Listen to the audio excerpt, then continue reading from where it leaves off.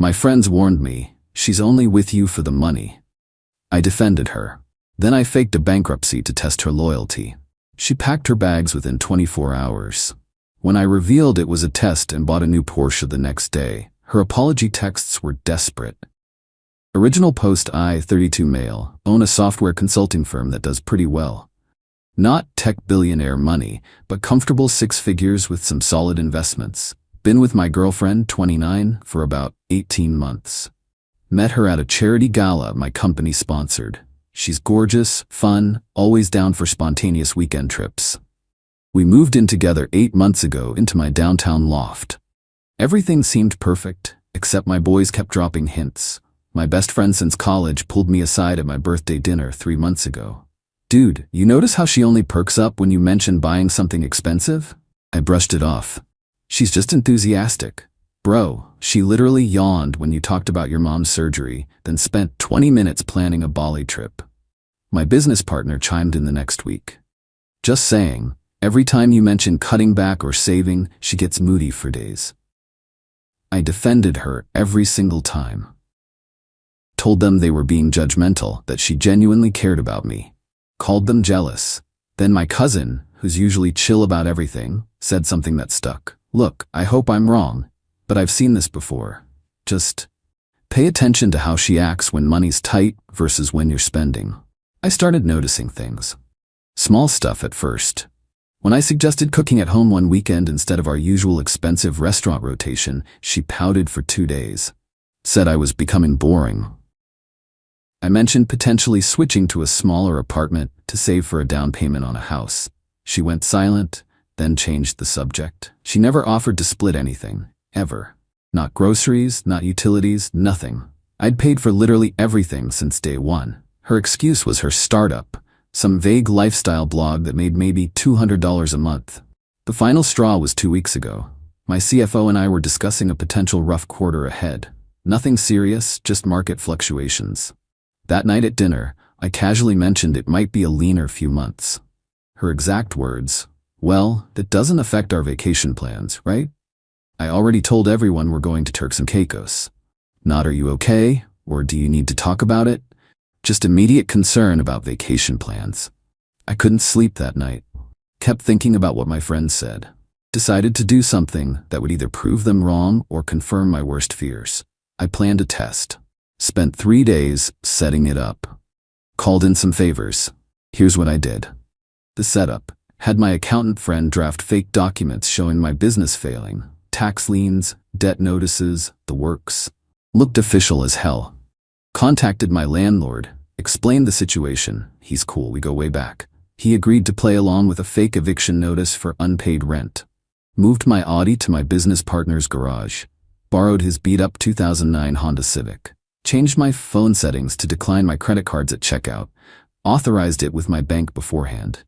Transferred most of my visible checking account balance to a separate account she didn't know about. Friday night, I came home looking stressed. She was on the couch, scrolling through designer handbags. "Hey babe, we need to talk." She barely looked up. I'm in serious trouble. The business is basically bankrupt.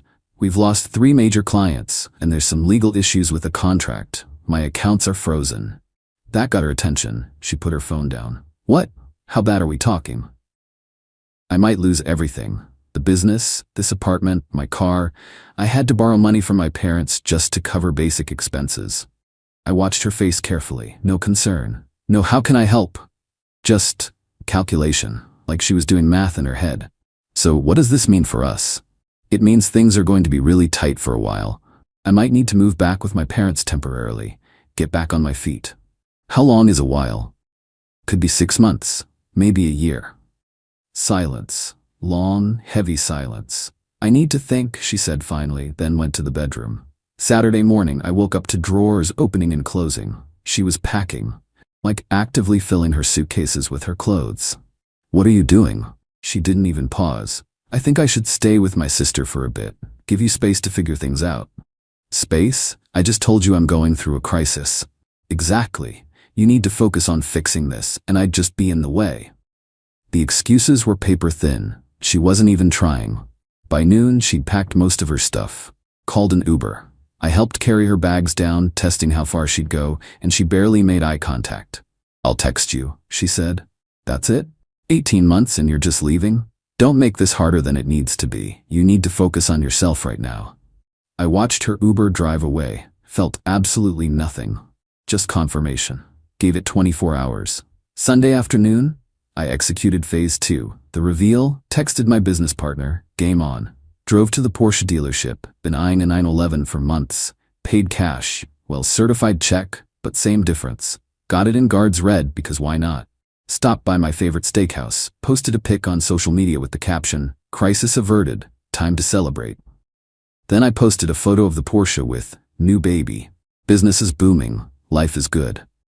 Tagged my location, made sure it showed up on all platforms. My phone started blowing up in under an hour. 23 missed calls from her. Texts rolling in. "Wait, what? Are you serious right now? You said you were bankrupt. Call me now." This isn't funny. I let her stew for a bit. Grabbed dinner, enjoyed my steak, then finally replied around 8 p.m. "Yeah, turns out it was just a test.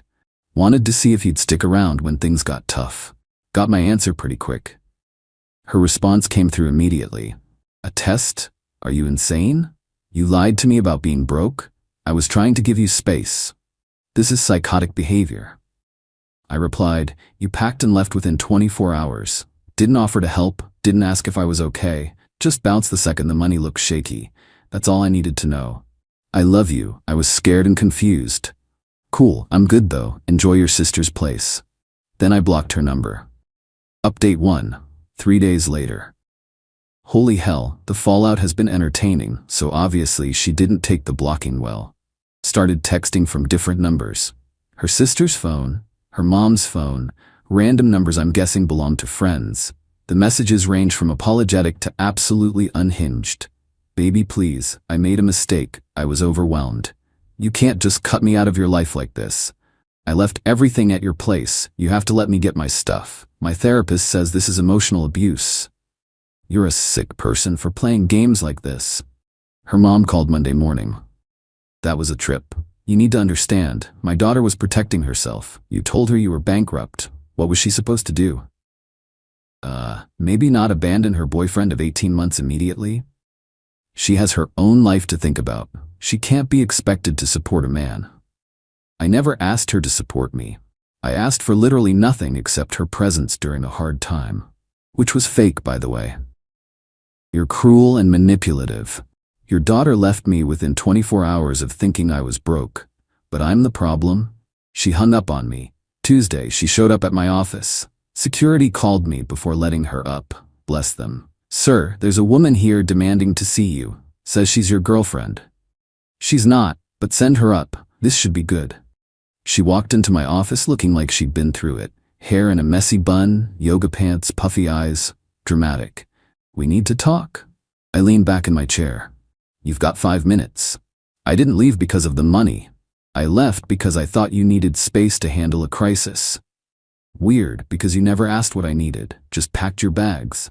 I was in shock. You dropped a bomb on me. Right, and your first instinct was to bail." She tried a different approach. Tears started flowing. "I love you. I made a mistake.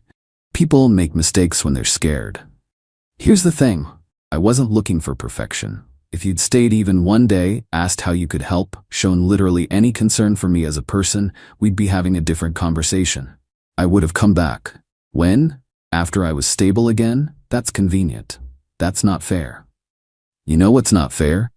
My friends warning me for months that you were only interested in my money, and me defending you every single time, making excuses for you, telling them they were wrong."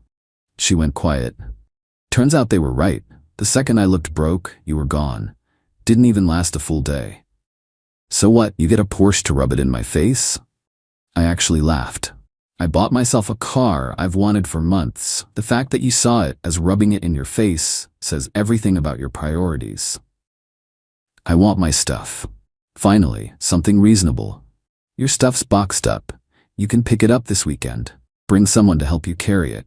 You're not coming in." "You're really gonna throw away 18 months over this? You threw away 18 months the second you thought my bank account was empty. I just confirmed it." She left crying. Security escorted her out. Wednesday evening, things got weird. Got a call from a number I didn't recognize. Answered it.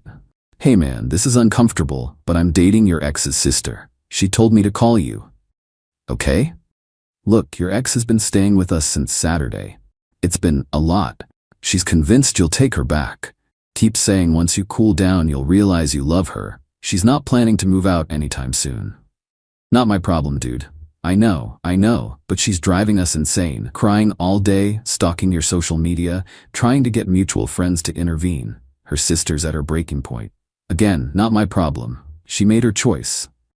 Is there any chance you'd consider hearing her out, just so she can get closure and move on?" "She had closure when I blocked her. Tell her sister I'm not changing my mind." He sighed. "Worth a shot. Good luck, man. You too. You're gonna need it." Thursday, the mutual friends started weighing in. Some got it. My business partner posted on his story, proud of my boy for knowing his worth. Tagged me. But others? Oh man. Got a long text from a couple we used to hang out with. "We heard what happened. Both of you could have handled this better. Maybe you should consider therapy together?" I replied, "She left me within 24 hours of thinking I was broke. There's nothing to handle together." "But you lied to her. That's manipulative." I tested whether she actually cared about me as a person or just my money. She failed spectacularly. Testing your partner is toxic, so is abandoning them during a crisis. They stopped responding after that. Another friend, someone I'd known since high school, called me directly. "Bro, I'm saying this as someone who loves you. That test was messed up." Noted. "I mean it. You set her up to fail." Did I though? All she had to do was literally anything supportive. Ask how I was doing. Offer to help job hunt, cook dinner, anything. Instead, she packed her bags. She was probably scared. Of what? Being with someone who wasn't rich? That's exactly my point. You're being stubborn. I'm being realistic, and honestly, I'm good. Better than good. I dodged a bullet. As of tonight, she sent messages from 4 different numbers, all blocked. Her mom called twice more, both times lecturing me about commitment and working through hard times. The irony was lost on her. My apartment feels bigger without her here. Cleaner somehow. Like I removed something toxic. No regrets. 0. Update 2.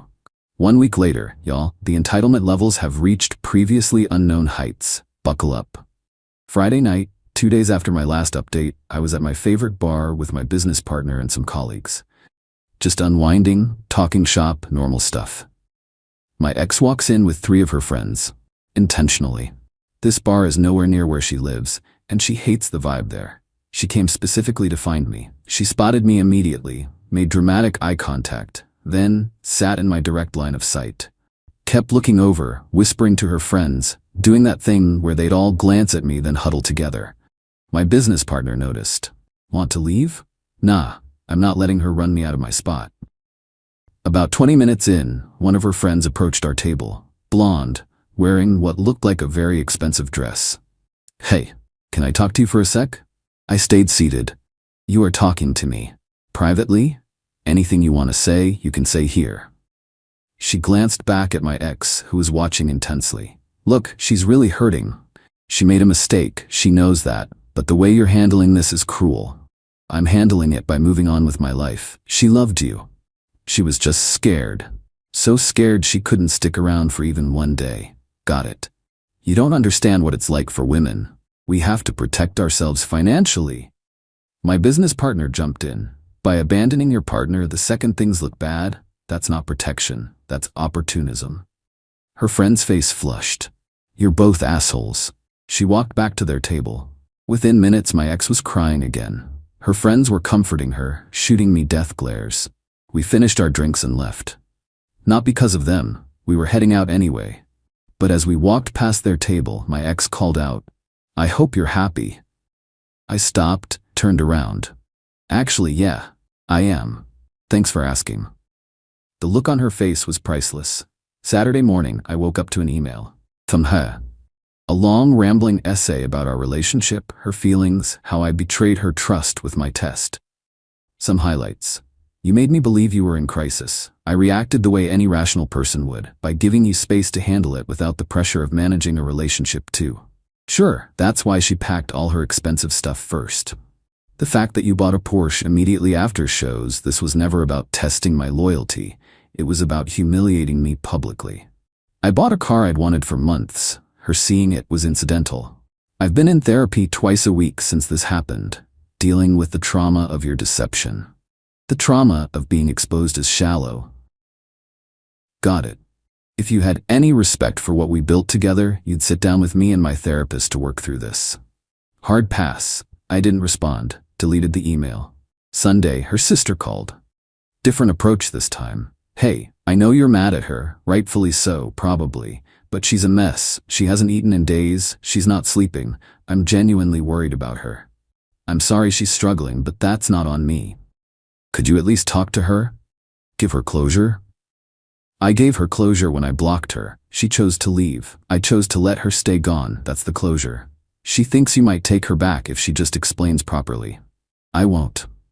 You were together for 18 months, and she bailed in 24 hours. The math doesn't work in her favor. Her sister got quiet. Then, you know what? Fine, she'll figure it out, but you're going to regret this. I regret wasting 18 months. That's about it. She hung up.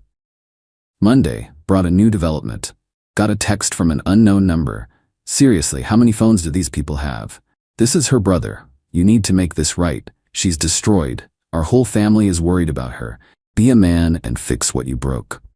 Her brother, who I'd met exactly twice, who ignored me both times. I replied, I didn't break anything. She left when she thought I was broke. I just stopped pretending to be okay with that. You lied to her. To see if she actually cared about me. She didn't. Test successful. You're pathetic.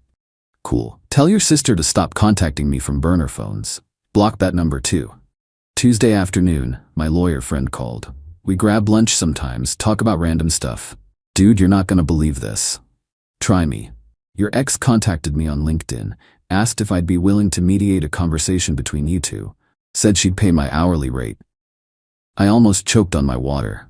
She what? Yeah. I obviously declined and told her it was inappropriate, but she's persistent. That's insane. She also asked if what you did was legally actionable. Like, could she sue you for emotional distress or fraud? Please tell me you laughed. I told her to get a different lawyer if she was serious about pursuing that, because it would be a waste of money. You didn't defraud her. You told a lie to test relationship compatibility. That's not illegal, just harsh. She's really spiraling. Big time. Anyway, heads up in case she tries to escalate legally. I doubt she will. She'd get laughed out of any lawyer's office, but document everything just in case. Wednesday, she tried a different tactic. Showed up at my gym. My gym. The one I've been going to for 5 years. She joined specifically to run into me. I was on the bench press when I saw her walk in, look around, spot me, and make her way over. I finished my set, sat up, and waited. Hey. You've got to be kidding me. I joined here. I'm allowed to work out. You hate gyms. You literally told me working out was boring multiple times. People change. In a week? She sat on the bench next to mine, uninvited. Can we please just talk like adults? Adults don't stalk their exes at the gym. I'm not stalking you. This is a public place. My gym buddy came over. Everything good here? Yeah, just dealing with someone who can't take a hint. She stood up, eyes filling with tears again. You're cruel. You know that? Actually cruel. I'm cruel for not wanting to date someone who bailed on me instantly? That's what we're going with? I made one mistake. The mistake wasn't leaving. It was showing me exactly who you are. I'm just accepting the information you gave me. She stormed off. I watched her leave, then canceled my membership and signed up at a different gym down the street. Not worth the hassle. Thursday, I got a Facebook friend request from her mom. Declined. Then a follow request on Instagram from her. Declined. Then a connection request on LinkedIn from her brother. Declined. They're trying every platform possible. My business partner finds this hilarious. Bro, you've got a whole family acting like you're the villain in a rom-com. Right? Like I'm supposed to chase after her and declare my love. Meanwhile, she ditched you the second your wallet looked light. Exactly. Later that night, got another text from a new number. You can block me everywhere, but I know you see these. I need you to understand that I loved you. I didn't leave because of money. I left because I was overwhelmed and scared, and I needed to think. I would have come back. You didn't give me a chance to come back. You just cut me off and humiliated me with that car and those posts. Do you know how embarrassing this has been? Everyone knows. Everyone is talking about how I'm the girl who only cared about money. That's not who I am. Please just let me explain in person. I deserve that much. I stared at that message for a solid minute, then replied, "You left within 24 hours. You never asked if I was okay, never offered to help. Just packed your bags and walked out. That's who you showed me you were. Everything after that has been you being mad. You got caught. You don't deserve another chance to spin this. Move on." Blocked that number. My cousin texted me, "Heard through the grapevine she's telling people you're harassing her by refusing to talk to her. Just wanted you to know the narrative she's pushing." Of course she is. Want me to set the record straight?